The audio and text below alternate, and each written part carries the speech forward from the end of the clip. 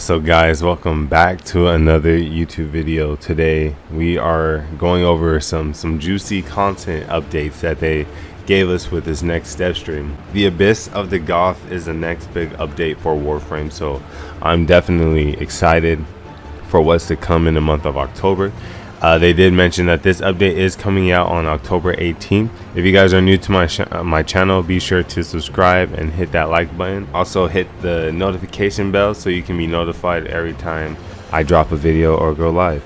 But starting off, they have the Quest for Cancer kicking back up, which is amazing. I'm glad that they do programs where they support these causes. I'm excited, and they do these events on the in game where you can get these cosmetics that supports their cause. This time around, we're getting the new Quest for Cancer armor attachments for, I think, our arms and our leg. They also are dropping like a new decoration. They're also adding this new UI customization theme that looks sick.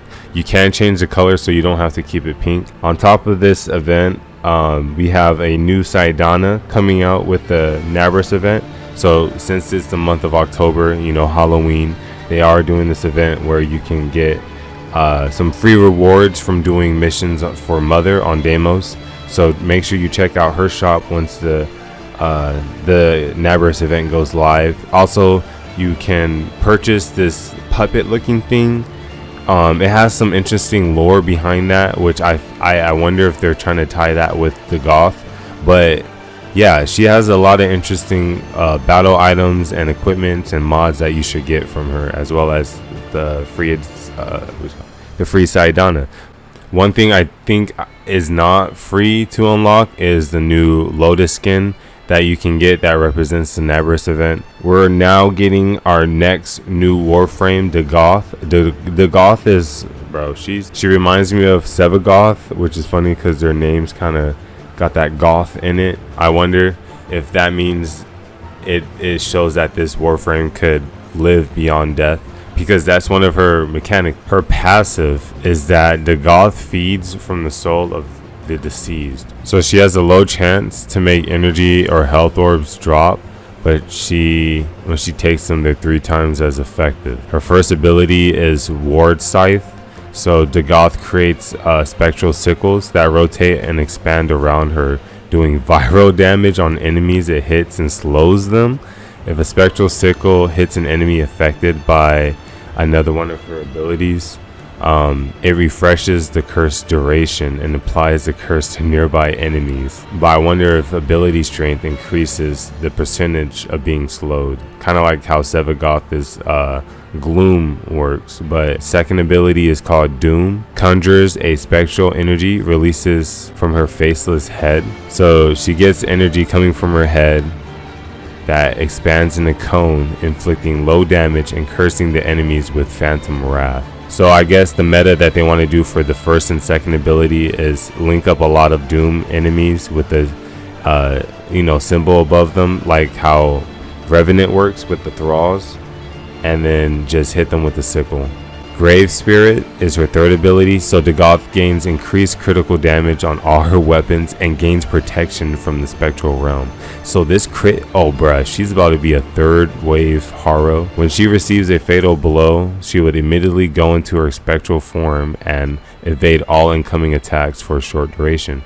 Once exiting her spectral form, Grave Spirit will enter a cooldown. Her fourth ability, which I love to call it her final, is called Rock Holly's Calvary. So I'm gonna have to look up that name to see if they have some lore behind it, because Calervo's lore was crazy. Summon 5 spectral horses. One thing to mention is that you do have to create a dojo to get her. So just like how you needed a dojo room to get Ureli, you're going to need a dojo room that looks amazing, by the way. So it has like this nice theme to it in order to craft the blueprints for this Warframe. I think if you're in the dojo, you can already do this, but if you're not in one, you can join one. There's a bunch of them that are open. If you own a dojo, if you have a dojo key, you can craft this. Yeah, there's gonna be some fun grinding on that one. There's going to be new missions that will open up in order to get, you know, access to this. The next thing that they're adding is void shell skins. So they're adding Mesa, Nidus, and Protea as the next 3 void shell skins. I think Nidus looks the sickest because I always wondered what that infected stage will look like for him, and to have that customized is going to look awesome.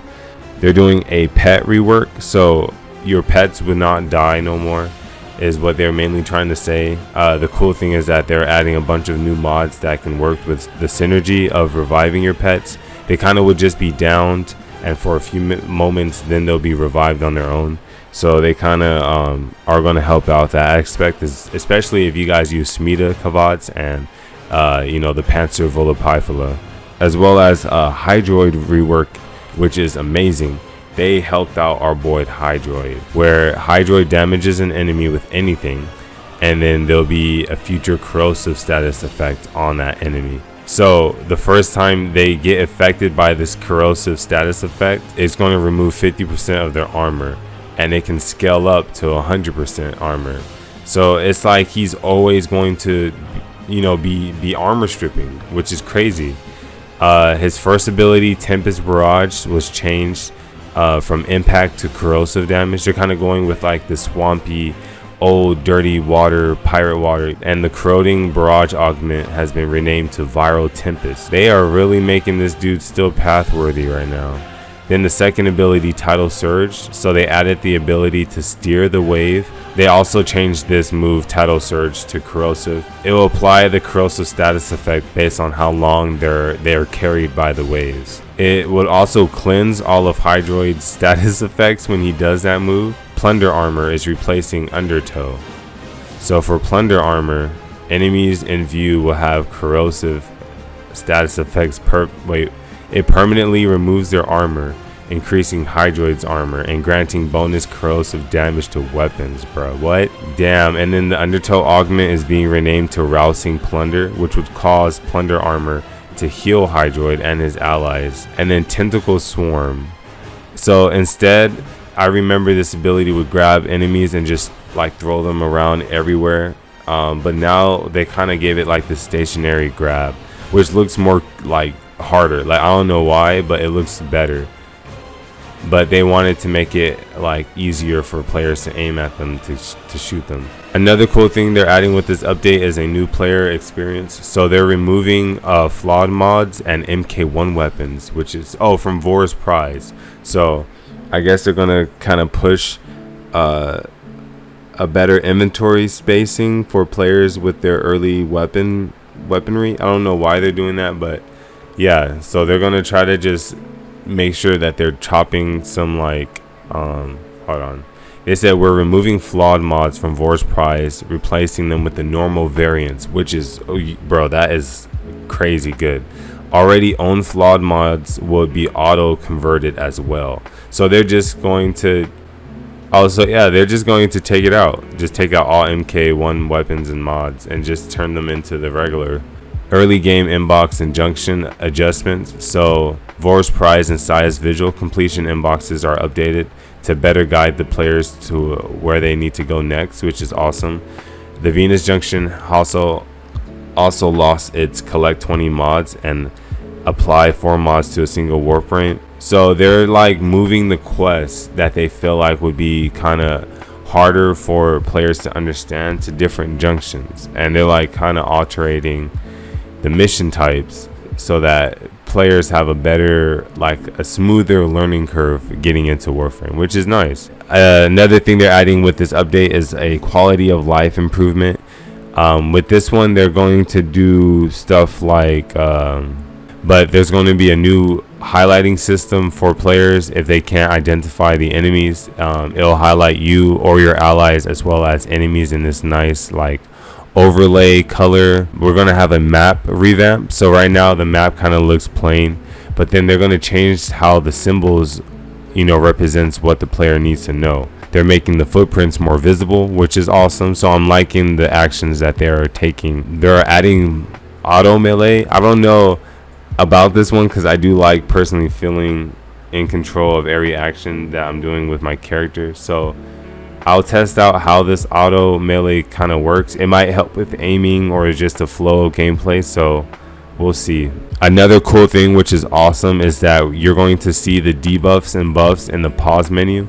Now the method right now to see what you have is that you would switch from your Warframe to your operator. Once you do that, or go back to your Warframe, there's going to be like an indicator that's going to go over every one of your buffs or debuffs on the top right screen, but it only tells you the percentage and what it does, and it only does it like in sections. Like you got like 3 seconds to read what it says before it switches over to the next item.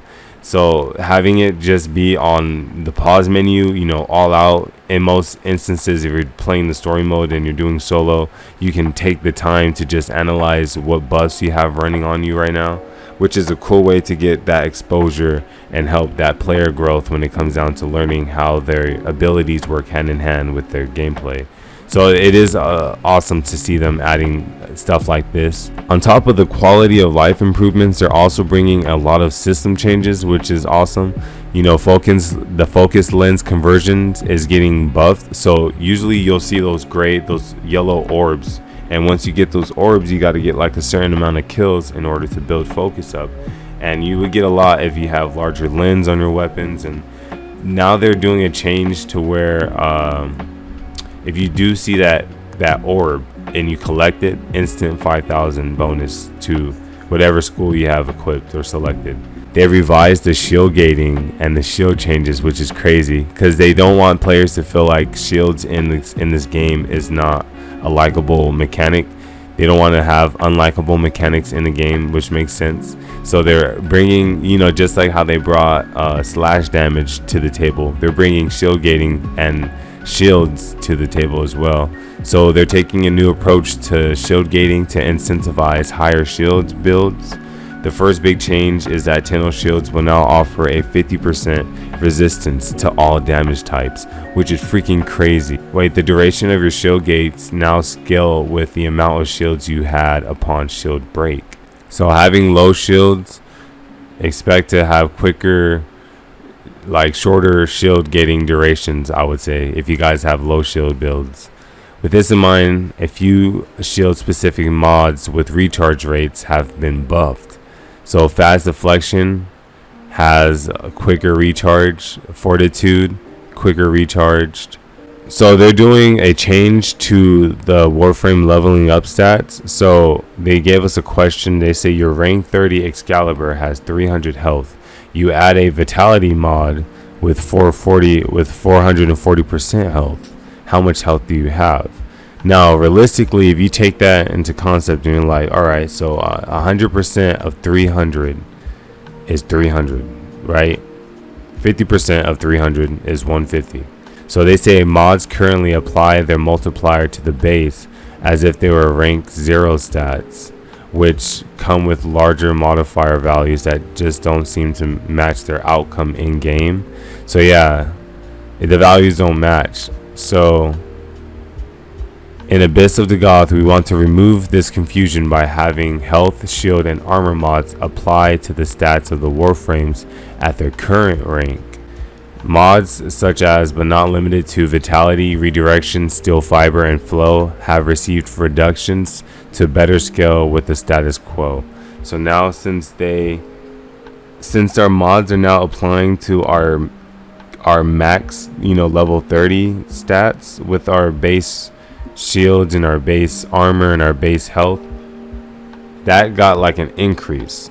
So they had to decrease the value of the mods to help scale with this increase in our base stats, which makes sense. So that's what they're doing. So if you see your mods with lower percent numbers, it doesn't mean that they're doing like less. It just means that they're changing how the numbers are being calculated because they're utilizing your level 30 stats now. So there was like it was like continuous damage on the Archons would do less damage.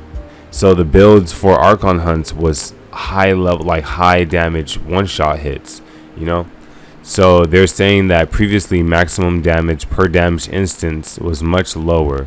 So with the Abyss of Dagath, we're bumping it up. Also, modifiers will apply before damage intentation. They're going to allow more opportunities to have like continuous damage deal more damage, I think is what they're saying. Grendel Prime is coming, so I'm excited that Grendel Prime is the next Prime. I'm kind of want to like see what his ball form looks like, but he's getting a new Saidana, which is awesome, and an Oni Prime ephemera. So Grendel Prime most likely also coming out at the same time as the Abyss of Dagath update. So we're also getting his 2 signature weapons, the Prime Xylock as well as the Prime I forgot what it's called. They called it the potato stick sword, but yeah. Oh, the Messeter Prime. So yeah, we're getting those 2 weapons, and then we're also getting a cross save update. So we'll be able to, they're going to roll out behind the scene codes for cross save. So some players will get to test this out before it comes out this year. It is coming out, but in terms of cross play, they're going to allow us to invite players into our dojos. So I know one main thing that sucked with crossplay right now is that you can't do friend invites. So you always have to do like you gotta message them and just know when they're on, because you can't really like save their name. So having them join your dojo clan would be awesome, because now you can just see who's in your dojo and invite them from there. And I wonder if they're going to be allowing trading with this one. If not, it's okay, but it definitely is going to come out in the future. Another thing to go over is that Soulframe. They did talk a little bit about Soulframe, but they're going to say that they have the Discord live, or the Discord for Soulframe is live. They are going to be rolling out a few codes for some players who registered their username to the game on their website. So you guys can test it out and play it early. It is going to be PC only right now for the testing, but I'm sure it's going to be on all platforms eventually. So yeah, Knights of Nabris will begin on October 4th and it will run to November 1st. It begins 11 a.m. ET, which is 8 a.m. PST. 2 more dev streams within either October and November, I feel, or maybe in November and December. But we're getting 2 more this year, as well as another big update called Whispers in the Walls that will be coming out in December most likely. But yeah, those are their future plans that they have for this year. Warframe 1999 is the big one that's coming out next year. I'll go more into depth on why is that so crazy, but if you guys know, then you know. But if you don't, Dark Sector is going to be like incorporated possibly, as well as there's potential for having like new types of I should say Warframe 10.0 characters. So I'm curious on how they're going to approach this. I am just theorizing, but I'm excited to see how this new content is going to look and shape up Warframe. But like always, you guys keep up the grind. If you guys want to go into more depth on the stuff I talked about in this dev workshop, they have it all out on their website and probably on the Warframe notification log. So I'll see you guys in the next video or live stream. You guys be safe, and like always, keep up the grind, and I'll see you guys next time. Peace.